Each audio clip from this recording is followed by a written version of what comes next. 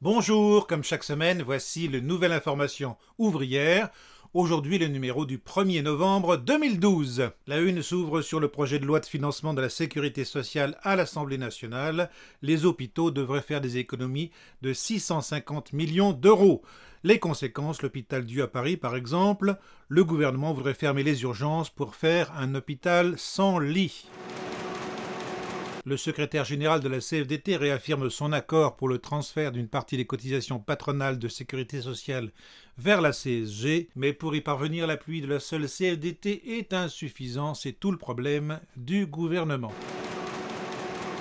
En page 3, les règles de la compétitivité appliquées à la sécurité sociale. Les hôpitaux seraient invités à recourir à des billets de trésorerie qui vont les rendre dépendants des marchés financiers. C'est la marche à la privatisation.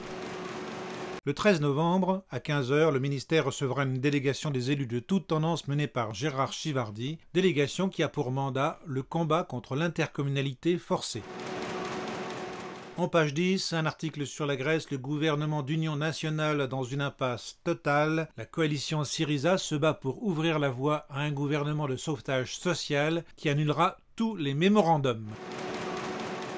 En page 14, un interview de Jean-Luc Mélenchon qui revient sur le vote du TSCG, sur le vote des emplois d'avenir, et qui explique « J'appelle votre attention sur le fait que le front de gauche est un processus dont la forme et les contenus ne sont pas figés. » En page 16, vous lirez le billet d'humeur de Michel Serrac, qui nous explique comment Moscovici, obséquieux jusqu'au ridicule, déclare à une assemblée de patrons qu'il vient leur dire des mots d'amour. François Chérec explique « On peut avoir une économie de 10 à 15 milliards sur le coût du travail, ce serait déjà pas si mal. Sans doute est-ce une autre façon de déclarer son amour. » En Afrique du Sud, Cyril Ramaphosa, ancien fondateur du syndicat NUM et qui est maintenant actionnaire d'une grande multinationale. Cyril, donc, a invité la police à répondre à ce qu'il appelle les actes criminels. S'en est suivi le massacre de Marikana. Dans ces conditions, on peut se poser la question – où est la différence entre l'amour et la prostitution?